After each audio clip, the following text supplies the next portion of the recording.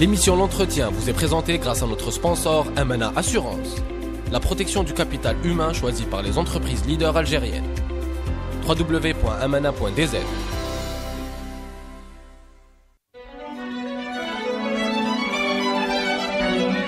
Pour bien s'entendre, il faut bien s'écouter. Rendez-vous sur M, la petite radio du Grand Maghreb.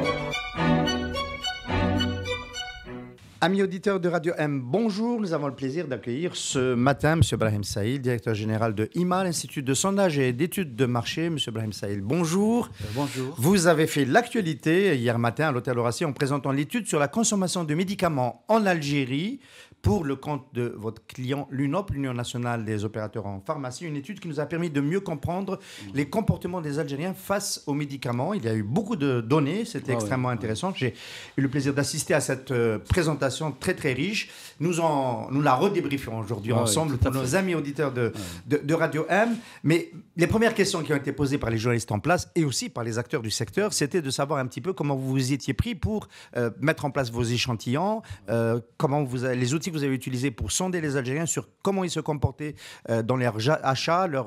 Il y a beaucoup de questions, l'automédication, la satisfaction par rapport aux médicaments, etc. Nous allons visiter tout cela. Comment vous avez travaillé, comme vous le faites pour les autres études, j'imagine. Merci beaucoup. Tout d'abord, pour préparer cette étude et pour l'exécuter, nous nous sommes entourés des experts professionnels en la matière, aussi bien des experts dans le secteur médical, des professeurs, mais aussi des experts en termes de statistiques.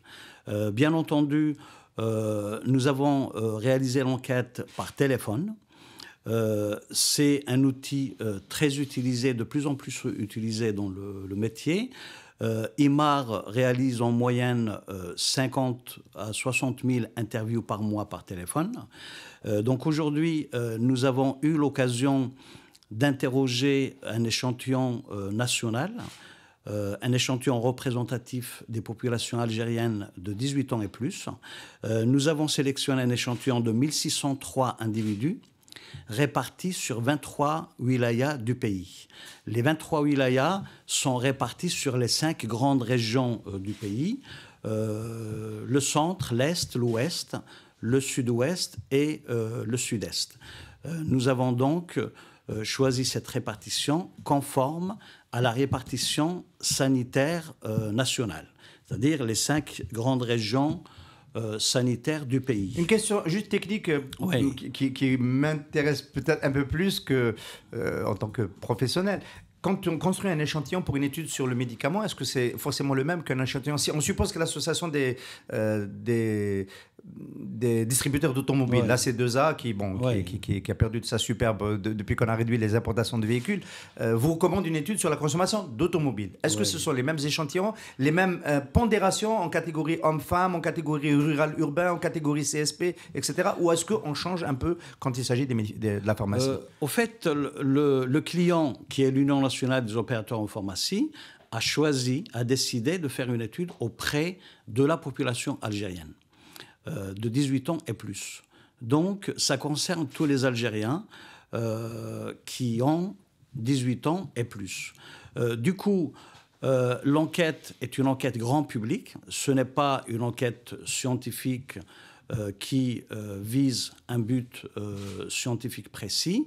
Donc, l'UNOP a décidé d'interroger les Algériens de façon spontanée et leur demande de répondre de façon spontanée sur leur comportement vis-à-vis du médicament, vis-à-vis, effectivement, du traitement de leur maladie. Combien de questions et quelle durée d'entretien? Au fait, on a posé une 50aine de questions. La durée moyenne du questionnaire est de 18 minutes. On dit bien la durée moyenne parce qu'il y a des interviews qui dépassent les 20 minutes et il y a des interviews qui n'accèdent pas les 10 minutes. Toutes les personnes ne sont pas concernées par toutes les questions, bien entendu. Ce qui est intéressant, c'est que nous avons trouvé beaucoup de coopération, beaucoup d'écoute de la part des personnes que nous avons interrogées.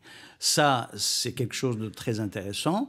On sent que les Algériens sont flattés, ils sont intéressés dès lors qu'on veut leur poser la question sur ce qu'ils font et sur on leur demande leur avis sur une problématique qui les touche au quotidien. Alors, vous avez cité 23 wilayas et plusieurs régions, et hier, j'ai constaté qu'il y avait une sorte de tropisme sud-ouest un peu particulier. Au fait, ça, c'est une, je dirais, c'est statistique, c'est un hiatus statistique. La région sud-ouest représente 3% de la population algérienne. Sur un échantillon de 2603 individus, nous avons interrogé 72 personnes dans la région sud-ouest. Donc statistiquement, c'est un effectif réduit. Et le hiatus, c'était quoi? C'était un accès différent aux médicaments, à la satisfaction? Il y a bien sûr des différences au niveau du contexte, au niveau de l'environnement médical et pharmaceutique, mais en même temps, le fait que les effectifs ne sont pas significatifs, sont réduits, donc la représentativité de l'information recueillie dans cette région est relative. Elle n'est pas aussi pertinente que celle recueillie dans les autres régions. Alors, évidemment, il y a eu des résultats. Est-ce que, pour démarrer tout de suite comme cela, oui, on peut en résumer quelques-unes? Il y en a une au tout début de votre présentation qui a provoqué un peu des réactions dans la oui, salle. Vous devinez laquelle c'est? C'est le niveau de satisfaction du public à l'égard. Ça ne concerne pas directement l'UNOP, hein, ça concerne plus le secteur public de la santé. C'est la satisfaction par rapport aux établissements hospitaliers publics. Oui. 80% de gens plutôt satisfaits. Oui. Si vous permettez, je vais juste donner une précision tout au début. Oui. 17% des personnes interrogées n'ont pas pris de médicaments au cours de l'année 2017, parce que les personnes concernées par notre enquête sont essentiellement les personnes qui ont pris des médicaments au cours de l'année 2017. 17% de l'échantillon. 17% de l'échantillon. Et ces 17% de l'échantillon sont constitués essentiellement des personnes jeunes. Cette proportion est de 20% chez les 18-29 ans. Donc 20% des 18-29 ans n'ont pas pris de médicaments au cours de l'année 2017. Évidemment, cette proportion baisse de façon significative pour les populations de 60 ans et plus. Elle est de 11%. Très bien. Alors, qu'on s'entende bien, il s'agit de personnes qui n'ont pas pris de médicaments, mais qui n'ont pas aussi pris de produits phytosanitaires. Ça, on ne le sait pas, parce que c'est une question filtre. C'est-à-dire, au départ, on pose la question aux personnes qui ont pris des médicaments au cours de l'année 2017. Toutes ces personnes, c'est-à-dire 17% de l'échantillon initial, on ne leur pose plus de questions, à part des questions pour les définir de façon sociodémographique, c'est-à-dire pour définir qui sont ces personnes et qu'est-ce qu'elles ont comme équipement. Très bien. Voilà. Alors, on va revenir sur les principaux résultats. S'il n'y a pas d'autres remarques méthodologiques sur l'échantillon, c'est bon, oui, hein, voilà. Oui. Donc, moi, j'ai commencé par ce 80%, mais c'était juste une manière d'entrer dans la... Oui, bien sûr. Voilà. Donc, c'est un sujet sérieux. On ne va pas s'amuser avec les chiffres. Complètement. Voilà. Donc, effectivement, parmi les personnes interrogées, les 83%, que nous considérons quand même l'univers statistique de notre étude, 57% se sont rendus dans les institutions sanitaires, les structures sanitaires publiques, que ce soit des hôpitaux, des polycliniques ou des centres de santé. Bien entendu, 81% de ces personnes se déclarent satisfaites, avec la nuance suivante, 33% sont tout à fait satisfaites et 44% sont plutôt satisfaites. Oui, voilà. Ce qui est déjà introduit une relativité. Voilà, donc il y a une relativité. En revanche, 67% ont fréquenté des structures sanitaires privées, que ce soit des cabinets médicaux ou des cliniques, et 89% de ces personnes se sont déclarées satisfaites, dont 52% tout à fait satisfaites et 37% plutôt satisfaites. Alors, dans un contexte comme ça, donc c'est quand même des taux relativement entre guillemets, satisfaisant, on va dire, Ouais. pour la couverture Ouais. médicale en Algérie, la prise en charge de la santé publique. Pour autant, il y a une partie de la presse, je n'ai pas tout regardé dans les retombées qui sont très importantes ce matin de cet événement. Il y a ce chiffre sur le recours des Algériens à la médecine alternative. Je crois que c'est Maghreb Émergent a d'ailleurs retenu ce 42% des Algériens, ou 48% d'ailleurs, je ne me rappelle plus Tout à exactement fait. du tout, Tout à qui fait. a recours aussi à la médecine alternative, à l'hijama Tout à et fait. d'autres recours Tout à fait. qui avaient beaucoup régressé les années d'avant. Tout à fait. De toute façon, il y a d'autres sujets. Est-ce que c'est normal qu'on ait un niveau d'utilisation de cette je ne sais pas si on peut l'appeler médecine douce, médecine alternative, ou Oui, au fait. quand on a le taux de couverture médicale qui existe en Algérie, quand on a le réseau de pharmacie qui existe en Algérie, est-ce que c'est une surprise dans votre étude? Comment votre client a réagi par rapport à ce niveau-là? Oui, parce que hier dans la salle, c'était quand même quelque chose qui Le client a réagi effectivement. Ils ont trouvé ça alarmant parce que c'est quand même un taux très important. Mais peut-être qu'il faut préciser, il s'agit de gens qui utilisent la médecine normale, entre guillemets, Oui. mais qui ont en plus recours à cela. C'est pas l'un ou l'autre.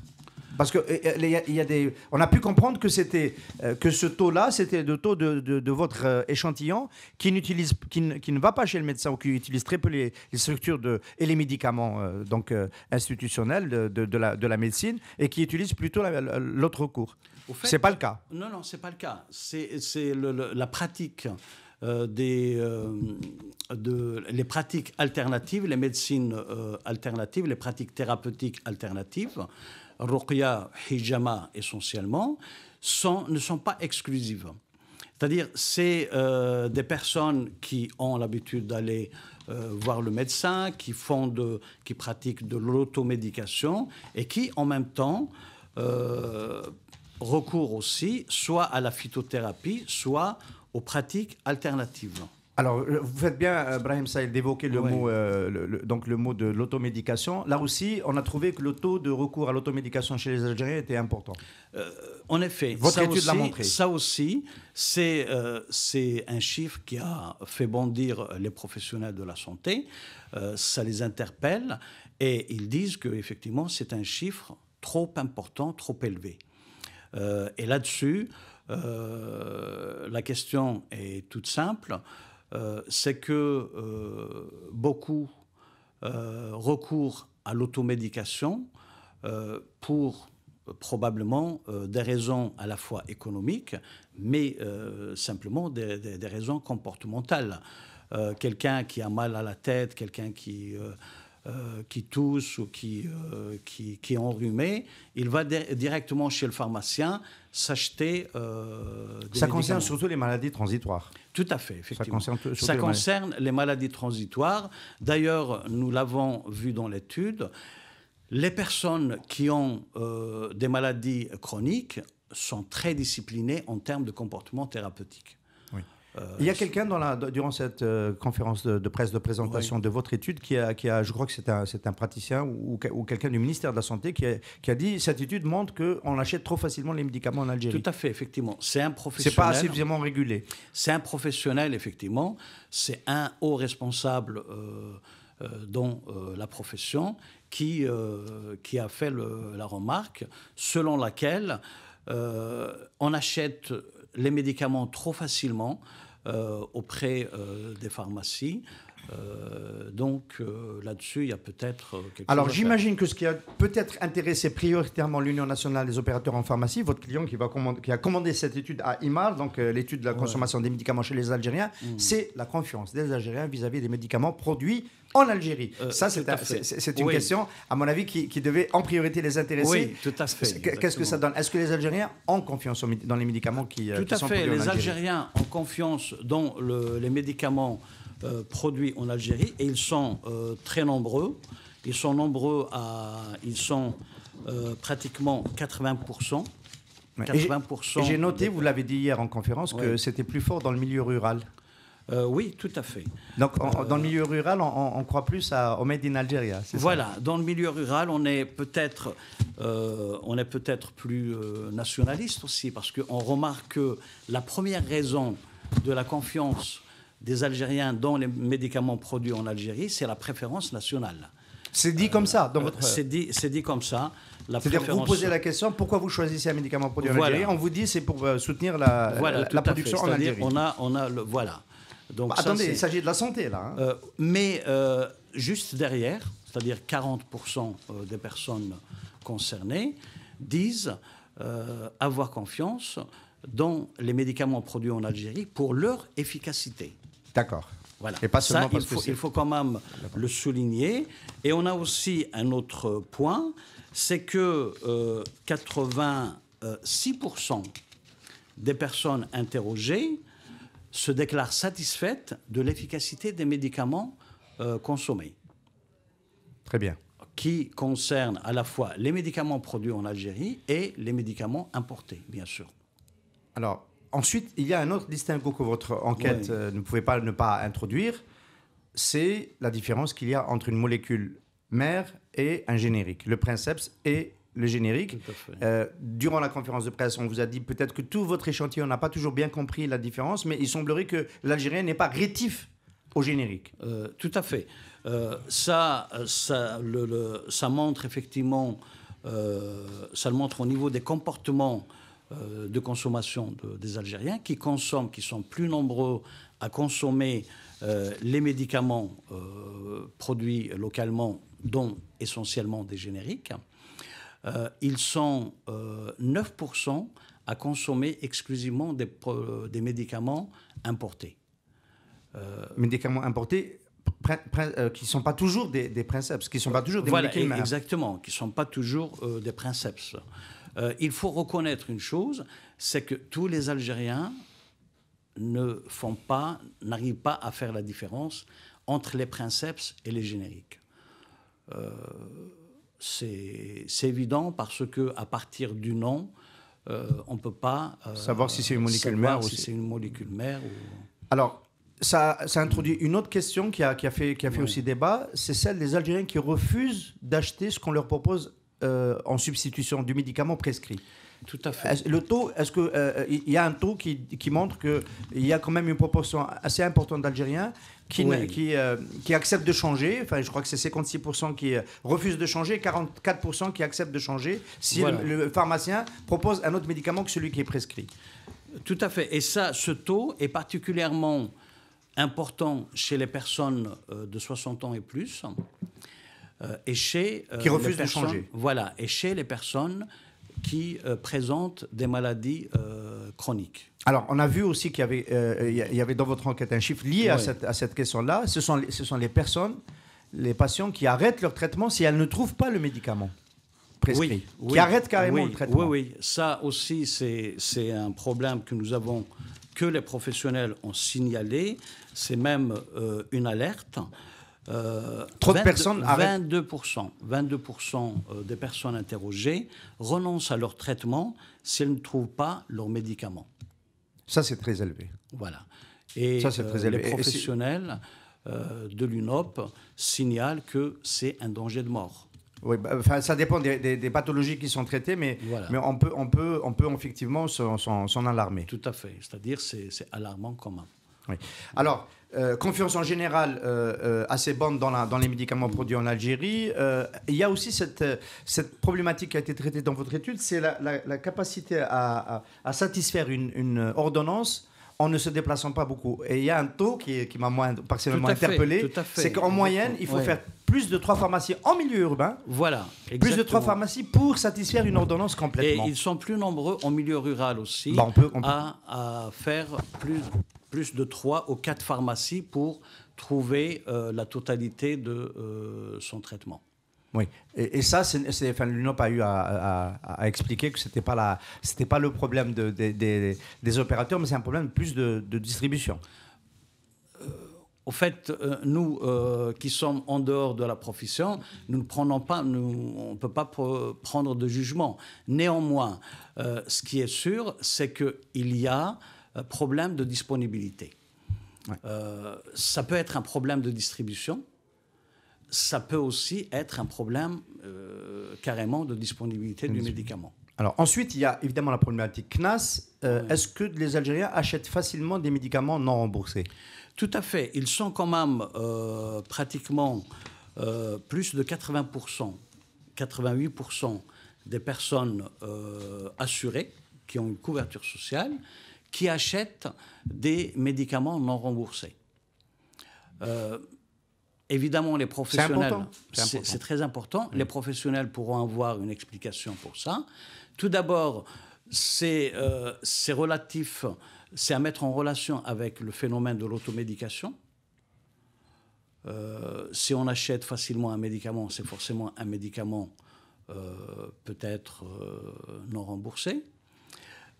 C'est aussi peut-être lié au taux de remboursement. Qui ne serait pas suffisamment important pour inciter à acheter un médicament remboursé. Probablement. Je me rappelle, dans la salle, il y avait un professionnel qui avait expliqué une des raisons. Il a dit que pour acheter un médicament, il faut passer par un médecin qui vous prend tant d'argent. Après, vous viendrez acheter un médicament à temps. Ça coûte. En revanche, si on va acheter directement le médicament, ça coûte bien moins cher.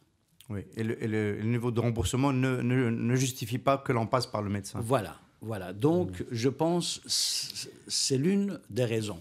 Ce n'est pas l'unique raison, mais il y a aussi donc l'autre raison, l'automédication. Ça concerne pas seulement le problème de remboursement, ça concerne aussi des comportements. J'ai mal à la tête, je n'ai pas besoin d'aller chez le médecin pour m'acheter un médicament. J'éternue ou je tousse, je vais directement à la pharmacie. Alors, votre enquête, Brahim Saïl, directeur général de IMAR, donc, sur le comportement des Algériens, la consommation des médicaments, a aussi posé des questions Une question que j'ai en particulier appréciée, c'est que deviennent les médicaments qui ne sont pas utilisés, qui ne sont pas consommés? Tout à fait. Évidemment, ça, nous l'avons signalé. Beaucoup de personnes, une bonne partie des personnes interrogées disent garder le médicament à la maison. D'autres, carrément, le jettent à la poubelle. Donc ça, c'est effectivement un phénomène que nous pouvons signaler. Il y a une vraie alerte de ce côté-là. Voilà, 41% des personnes interrogées disent garder le médicament non consommé à la maison. Et 36% disent le jeter à la poubelle. Bien sûr, il y a seulement 26% qui déclarent le remettre à la pharmacie. Ça, c'est un phénomène aussi qui a interpellé les professionnels. Parce qu'il y a une filière du traitement des médicaments, des déchets médicamenteux qui est interpellée. Oui, tout à fait, exactement. Alors, il y a aussi les questions qu'on vous a, entre guillemets, reproché de ne pas avoir posées. Et vous avez bien expliqué durant cette conférence de presse pourquoi ce n'était pas le cas, et notamment sur les prévalences des maladies. Les praticiens sont toujours curieux de savoir qu'est-ce qui était prédominant, des choses qui intéressent un peu leur pratique de thérapeute et de clinicien. Ce n'était pas l'objet. Tout à fait, exactement. Il faut reconnaître, c'est la position de l'UNOT. L'étude est une étude grand public. Elle n'a pas vocation à mesurer la prévalence des maladies en Algérie. Nous avons posé la question. Donc, les chiffres que nous avons recueillis sont des chiffres déclaratifs, c'est-à-dire les personnes interrogées déclarent présenter telle ou telle maladie, mais ce n'est pas des chiffres à prendre, je dirais, comme étant des chiffres basés sur une étude scientifique. Ce n'est pas la vocation de l'étude. Alors, vous avez quand même dit qu'il y avait de la data que vous n'avez pas restituée dans l'enquête et que vous gardez à disposition, j'imagine, pour votre client. Tout à fait. Au fait, la présentation que nous avons faite porte sur à peine 5%, même pas 5% de l'information recueillie. Parce que nous avons présenté les chiffres globaux. Après, derrière, nous avons tous les croisements possibles à faire. À titre d'exemple, le président de l'INSP a posé une question. On ne voit pas dans les informations que vous présentez les informations relatives au comportement des femmes en âge de procréer. Ça, c'est une information que nous n'avons pas présentée parce que nous avons présenté l'information dans sa globalité, mais c'est une information dont nous disposons. Du coup, toute la data recueillie est exploitable de différentes façons, sous différents angles. Il y a quand même une vraie masse d'informations qui est là et qui est prête à être exploitée sous toutes ses formes. Alors, dans la masse d'informations que nous sommes en train d'évoquer, qui fait partie peut-être des 95% des résultats que vous n'avez pas présentés, parce que c'est resté sur les 5%, est-ce qu'il y a des informations sur le comportement, l'attitude, on va dire, budget des Algériens vis-à-vis du médicament? Est-ce que c'est une part importante de leurs dépenses? Est-ce qu'ils sont prêts à dépenser plus demain si c'est nécessaire? Est-ce qu'ils surveillent, contrôlent beaucoup? Est-ce qu'ils comptent quand ils dépensent, quand ils achètent du médicament? Au fait, c'est une question que nous n'avons pas posée. Le client n'a pas jugé utile de poser cette question. Ça, c'est curieux. Pour une organisation professionnelle qui produit et vend du médicament, c'est curieux. Au fait, le problème, il faut le reconnaître. Même nous qui recueillons l'information, nous savons qu'il y a des pièges. Pourquoi? Parce que nous avons effectué l'enquête en hiver. On sait tous que le plus gros des maladies transitoires, le rhume, la grippe et tout ce qui est autour, on l'a en hiver. Du coup, les grosses dépenses liées à ces maladies, on les fait en hiver. La personne qu'on interroge, elle peut nous répondre sur, je dirais, la période, sur les dépenses au cours de cette période-là. Mais de là à ce qu'elle se rappelle ce qu'elle dépense sur toute l'année, ce n'est pas évident. Donc on risque d'introduire des biais liés à la saisonnalité du phénomène et des comportements. Voilà l'une des raisons, mais en même temps, je dois le dire, l'UNOP n'avait pas, je dirais, dans ses objectifs principaux, l'intention de chercher l'information sur ce plan. Ce n'était pas une étude de marché. Voilà, exactement. On va le dire ça comme ça. Disons ça comme ça. Alors, ça. Cette étude a effectivement été un événement dans l'actualité d'hier, parce que on est toujours très soucieux de savoir comment se comportent les Algériens vis-à-vis de leur santé et du médicament. Vous qui êtes un professionnel, et on va finir sur ça, donc des études de sondage, est-ce que vous espérez, est-ce que vous pensez dans votre écosystème, entre guillemets, d'affaires, etc., pouvoir susciter d'autres élans de curiosité des professionnels, je ne sais pas, dans différents secteurs, pour savoir ce qui se passe dans le grand public vis-à-vis de leur offre de services, de leurs de leurs produits. On l'espère bien, C'est vrai que nous faisons le travail que nous devons faire, le travail de prospection.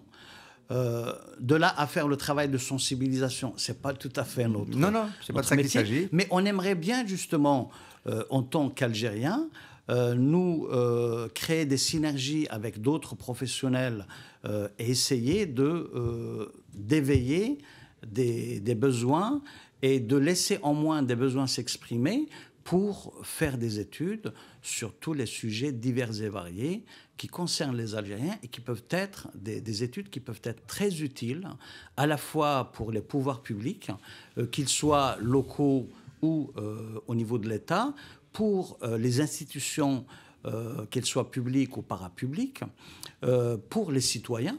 C'est important pour un Algérien de savoir un peu ce que pensent ses concitoyens sur tel ou tel sujet.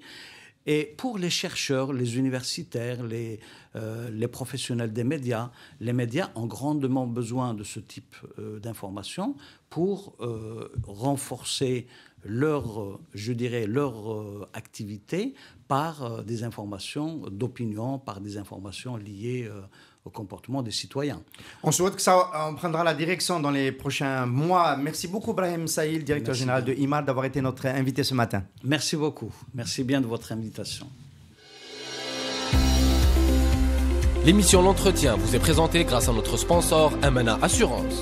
La protection du capital humain choisie par les entreprises leaders algériennes. www.amana.dz.